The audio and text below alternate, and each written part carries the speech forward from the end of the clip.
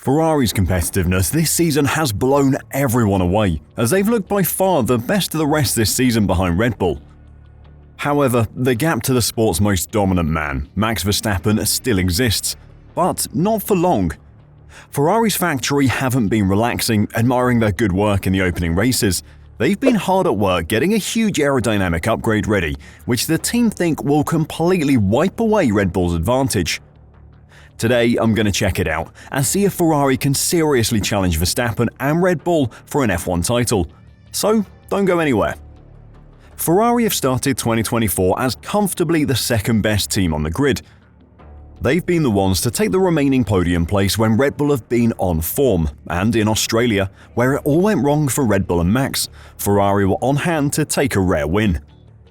The Scuderia have looked like the only team with any kind of serious chance of chasing down Red Bull, and while big upgrades for Aston Martin or McLaren could get them within touching distance, Ferrari's winter work has given them a better platform to actually challenge from. What has been particularly impressive about Ferrari's challenge is that they have so far maintained it without any major upgrades. When they arrived at the start of the season, there was shock at how unupgraded the SF24 looked compared to its predecessor. At the time, Ferrari said that their focus over the winter had been on creating a good base to work from, something they haven't had for the past 2 years. They worked to resolve the tyre wear problems that held them back in 2023 by making improvements to the chassis and the suspension systems.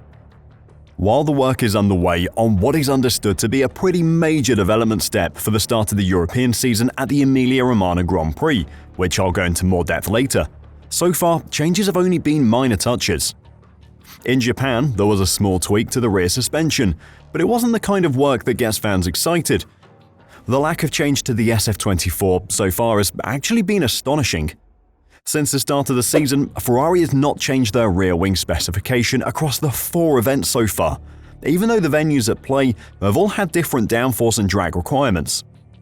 The only rear wing changes we've seen, according to the FIA submission documents, are the Maranello squad bringing various old options in case they were needed for the Saudi Arabian and Japanese Grand Prix.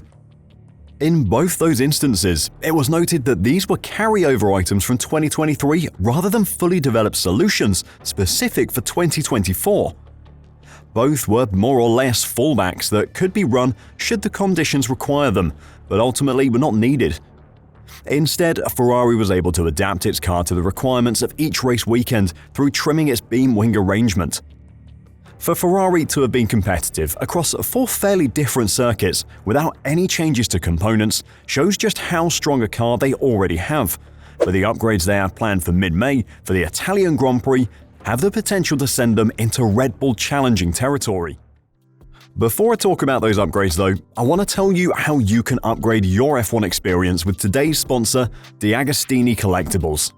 They make the most incredible scale metal models of famous brands such as Lamborghini and Harley-Davidson, but now they're releasing a Ferrari F1 car collection. With their magazine subscription, you get a collection of the most realistic F1 car models I have ever seen. The mechanical details and the aerodynamic surfaces are perfect, and the 1:24 scale make them ideal for putting up wherever you watch the F1. Your subscription doesn't just get you models of iconic Ferrari cars like Schumacher's F1 2000 and Niki Lauda's 312T from 1975, but the magazine also includes incredible stories about the cars, how they were built, and the unbelievable feats they achieved on track. And you also get extra goodies like officially licensed Ferrari merch throughout your subscription. They offer a range of collections which you can check out, but I'm a simple man. I see a model of a Kimi Räikkönen F1 car, I want the Kimi Räikkönen F1 car. If you like what you see, and you should as an F1 fan, then check out the link below and our promo code, and get your very own die-cast metal models of some of Ferrari's most famous cars sent straight to your door. Right, let's get back to the current Ferrari car and how the Scuderia's upgrade plan is going to get them into contention for an F1 title. At the moment, Ferrari are the only team who could catch Red Bull. Toto Wolff has already given up on Max Verstappen, declaring him uncatchable. McLaren does not believe they're at Ferrari's level, let alone Red Bull's. Aston Martin is fighting to be a little more competitive on Sunday, although they're still a long way away from fighting for wins. As our only hope, Ferrari are ready to introduce a massive upgrade package. According to the team's technical director of aerodynamics and chassis, Enrico Cardile, the apparently conventional concepts present on the SF24 at the moment will be taken to the extreme by the new upgrade. You could go as far as saying that the upgraded SF24 is a 2.0 version from Imola onwards. The radiator inlets will be reversed, adopting a massive overbite, not dissimilar to Red Bull's. At the moment, the Ferrari side pods start with a big lower lip, or underbite, which splits the air just in front of the cockpit, channeling some under the side pod along the floor edges and toward the rear aero assembly. The rest either goes into the radiator inlet or over the top of the side pod. From Imola though, there will be an overbite instead. The front edge of the side pod, which splits the air, will channel air over the top of the side pod or underneath, where it will be split again, either into the radiator inlet or under the side pod and along the car's floor. This Imola package will be the first of 3 big upgrades this year, and will include the new Red Bull style upgrades. But they'll not be a copy of Red Bull, just inspired by. Ferrari are hoping that the upgrades will continue the work they've done over the winter, improving the car as a baseline which the trackside engineers can then tailor to every race. The important thing for the Scuderia is to make sure that the car does not become too precise and picky, stopping it from performing at every track and making it hard to upgrade. Ferrari are determined to keep the car flexible, allowing themselves space to continue making improvements without causing problems for themselves at the same time.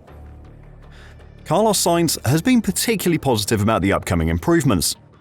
While he sits behind Charles Leclerc in the Drivers' Championship due to his withdrawal from the Saudi Arabian Grand Prix, he has been the better driver and has finished first of the 2 Ferrari cars at every race he's competed in. With Verstappen's gap at the head of the Drivers' Championship having been slashed by his retirement in Melbourne, Sainz has suggested that if Ferrari doesn't lose too much ground to its main competitor in this phase of the year, then that could open up some interesting times later on.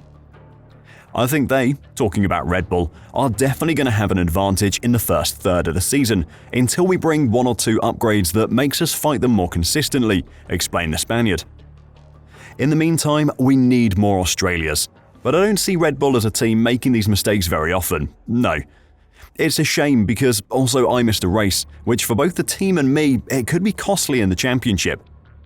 We're competing in 1 race less, but at the same time, we're going to give it our best shot. It's my last year in Ferrari also, so yeah, nothing to lose, and we'll try everything to make it back. The team might be remaining realistic about their chances of fighting for a championship. They don't want to claim they have the performance until they see it on track, but Red Bull do feel beatable for Ferrari if the upgrades work. Like Sainz says, the odds of another retirement for Max before Imola is incredibly unlikely, but Sainz is only 22 points behind and Leclerc is only 18. Far larger leads have been comfortably overturned in F1 Championship races, and it's still early days this season. Don't write off a challenger to Red Bull just yet. Ferrari are coming. Are you excited about Ferrari potentially bringing a challenge to Red Bull? Let me know if you think they can do it in the comments down below, and until next time, drive safe and bye for now.